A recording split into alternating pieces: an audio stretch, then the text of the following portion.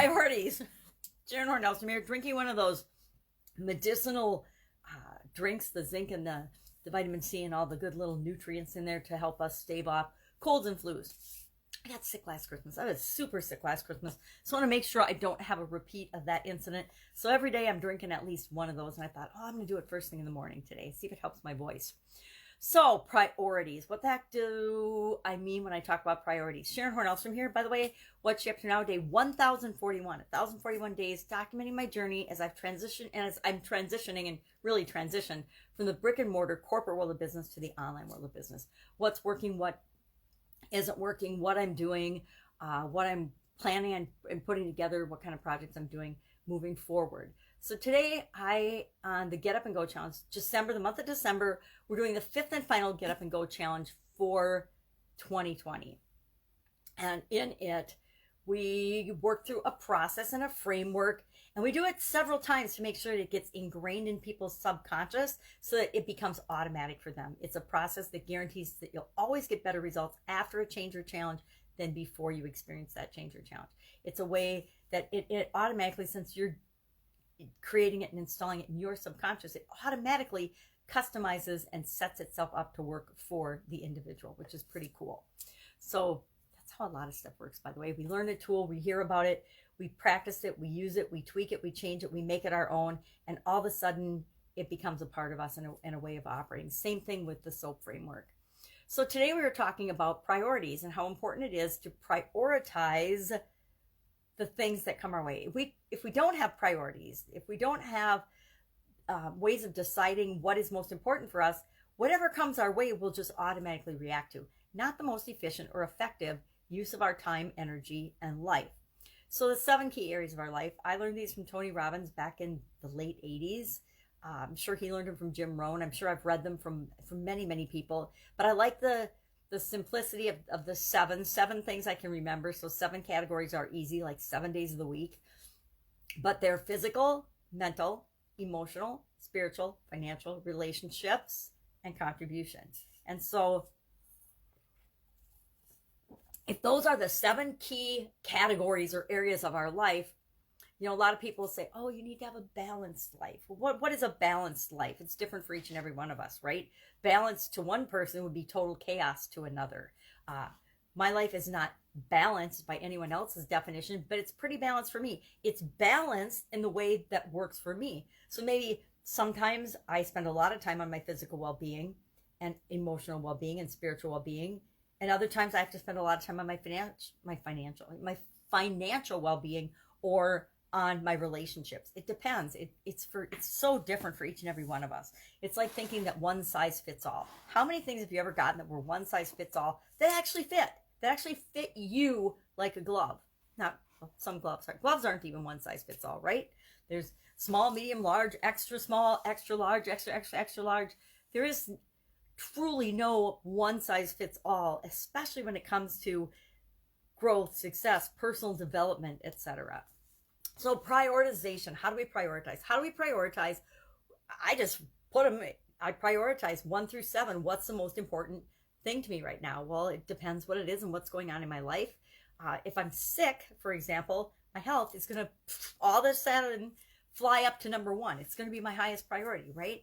If I have a heartbreak or an emotional trauma in my life, guess what? Emotional things are going to pop up to number 1. If I'm trying to learn a new skill or study something, maybe mental pops up to number 1. So it's one of those things, it's like a snapshot. It changes over time, but it doesn't mean we don't want to pay attention to it. And sometimes on a regular basis, we want to pop in and pay attention to it. I've actually done this 5 or 6 times this year alone. Normally I don't do it 5 or 6 times during a year, only when there's big changes or big things going on. Once a year for sure, absolutely minimal. Once a year, I sit down and I prioritize these key areas of my life. I do it every New Year's Day usually, or sometimes I do it a little early depending on what I've going on. If I'm traveling over the holidays, then I'll do it earlier or later, depending on what I choose, what works for me, what fits in my schedule. But I always spend time, and I actually use this as a foundation in the framework for my personal goal setting, my personal planning and goal setting all comes off of a framework of these 7 key areas of my life, the 7 key areas of my life. And then I break it down. What are my big goals, not only for this year, because that's just a breakdown of what are my big lifetime goals with respect to this area. What do I ideally want my life to look like in this area? And then I break that down. And every year I do the yearly. And then from the yearly, I break that down to monthly, quarterly, weekly, daily. And I break that down because guess what? How we achieve things, how we really achieve the things that we want is by breaking them down into little day by day bite-sized pieces, things that we can do every day that build and automatically help us create the things that we want longer term. So it's important to prioritize these. Now, I haven't done it yet for this particular challenge. Last month's challenge, let me grab my book from, not last month, it was October. I did this in October. Let's see what I prioritized in October. October, physical was 1, relationships was 2, financial was 3, mental 4, emotional 5, spiritual 6, and 7 was contribution. That's the order that I ranked them in October. Will they be the same? I don't know. I'm feeling differently this month, so they might not be the same exact rank order. So we'll see. I'll do them tonight as part of the Get Up and Go Challenge homework, just like everybody else. I do it, I say it, I give an assignment, I give action steps, and then I actually grab my book. That was October's book. This is December's beautiful book. And then I do it. I get in the book and I go ahead and I do the homework as well. I think it's important because then I realize if something's a little off or it needs to be tweaked, or today was really good. I think that I'm getting that as I go through, it's better and easier and quicker to get down to under 10 minutes, which is my personal goal and objective. I think day 2 was 10:47 or something, which was a little too long. It means I've got too many stories or rambling, which tends to happen periodically. So that was a Get Up and Go Challenge day, all about priorities. Do you know your priorities at any given time? If somebody comes to you with a once in a lifetime opportunity and it sounds awesome, but it doesn't fit in with your primary priorities right now, what do you say? No. You say no. And sometimes we think, oh my God, I said no to this great once in a lifetime opportunity. But guess what? We are always surrounded by once in a lifetime opportunities. And when we're ready and when it's the right time for us, that's when we'll say yes. Never be afraid to say no when the timing or something is off or doesn't feel right to you. So that was Get Up and Go Challenge today. Fun challenge today was about lending a hand, helping people out in any way you can. And they said, teach somebody younger than you, a child or somebody, to lend a hand, help them out with something. Well, we do that all the time. And got a new granddaughter on the way, so I think I'll get a lot more practice with that. So that was a fun challenge today. Day, I think, 331. I'm guessing it's about day 331. I'm not sure if we'll align right with the end of the year on this one or not. Usually, I think the first one went over like even more than a month. The second time I did it, I started right on the first and went through the, to the end of the year. This one I did not start on the first because I don't remember why I didn't. I don't remember why, but for some reason this year I did not start on the first. I started a few days into the year. I have to look. I guess I could look and see when I started this one. See if I got a date on the page.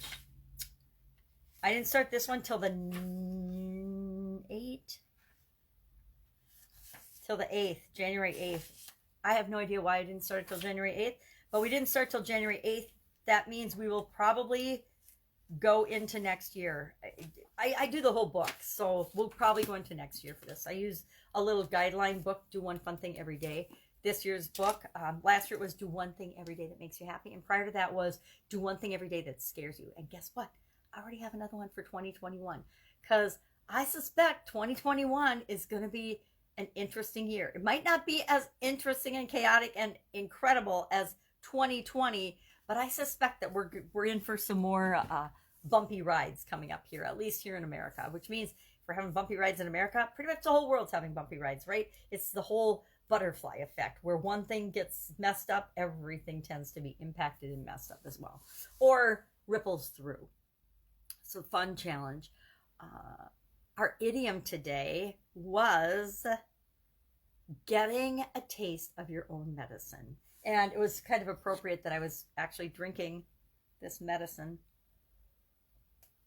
One more sip today. Oof, that's got some weird aftertaste. I think I might have put a little bit too much lemon in it. It's actually kind of yucky, so I squeezed lemon juice into it. So getting a taste of your own medicine, great idiom, right? How many of us have never ever done something to somebody and then had it done to us, maybe by somebody else? Probably not by the same person, but then it's been done to us by somebody else. Have you ever had a boss who was always on your case and always giving you negative feedback and always criticizing you? Then one time you hear them get criticized, and you always just take it, but then you hear them get criticized and they absolutely positively can't take it. It's like somebody that can't take a joke, or somebody that can't take a compliment even, or a gift. They're great gift givers and complimenters, but they are not so good at receiving. What we put out in the world is what we get back in the world. It's a natural law, I think, of the universe. What we give out is what we receive back, in terms of anything, emotions, financial support, energy, anything. What we put out comes back to us. It doesn't necessarily come back to us through the person we gave it out to, but it does come back to us. And I believe the Bible says it comes back tenfold. So I say, if you're putting out bad stuff, you better brace yourself, because some of that's going to come back to you. And if it comes back tenfold, ouch. But it works the same way with good things. So put out kindness, put out love, put out generosity, give your wisdom, share with people, give out solutions, help other people, treat people the way you want to be treated, and you'll get all that positive energy and good things coming back into your life too. Is it going to happen today? I don't know. Depends what you've been putting in the bank account for deposits of good things in the past. But I think it's a great idiom, because it reminds us that we need to treat other people the way we want to be treated all the time. I think there's another saying that says, how you treat anyone is how you treat everyone. And it's a huge warning sign for us. So often people show us exactly who they are and what they believe about themselves and what they stand for in their actions, their behaviors, their comments, their language, the way they treat other people. And we have blinders on or filters on that we don't want to see what's really going on, or we're being manipulated and misled by false information. And we don't see what's really in front of us. So we have to remember every once in a while to wash off our windshield wipers of our eyes and really look at things. Sometimes we need to just step back and look at things from a broader perspective, a big picture standpoint, and we can see a lot more of what's actually going on than what we're being led to believe is going on. That's it. That's all I've got today. Working on putting together the Challenge Summit, and I better work on that some more today, because I've been a little lax on that as part of this new December challenge. And that's my underlying personal objective and goal, is to get that all frameworked out and done. And I want to do a little bit more formal things this time with that than using, my great visual aids that I've used for 9 months now. Heck, my daughter could have had her baby in that amount of time. I could have had, I'm old, but back in the day, I could have had a baby in that amount of time that I've used this same lame little graphic. And does it matter? I don't know. If it matters, it doesn't really matter to me. What matters to me is getting the information out. And could I create fancy graphics and boards and do computer screen background screens? Yeah. Do I want to? No, just want to share. All right. Have an amazing day. If I can help you in any way, hit me up and ask in the comments below. Otherwise, I'll be with you tomorrow with another share of what I'm working on as I transition from the brick and mortar world to the online world. Take care.